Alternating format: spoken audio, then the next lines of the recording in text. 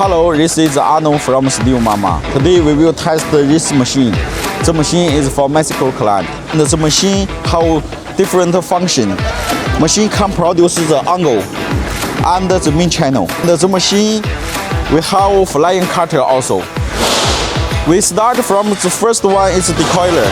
The decoiler is manual decoiler, and we will put the two decoiler here because the machine is double line. This part fitting, so you can adjust for different ways. Certainly, normally it's confirmed, but if in case sometimes you need to adjust, there is the wheel to adjust. And the machines, we use 10 stations to form the shape. And every station we have the mark. You can do little adjustment.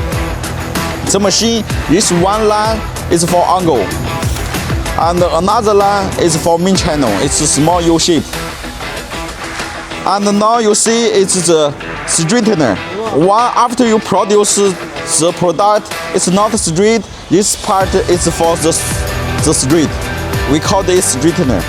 And the machine we use double cutting, and both is flying cutter. One cutting, two cutting. And when the machine cut it, the machine is not stop. We use the servo motor to drive the cutter. We use two servo motor, one servo motor, another servo motor.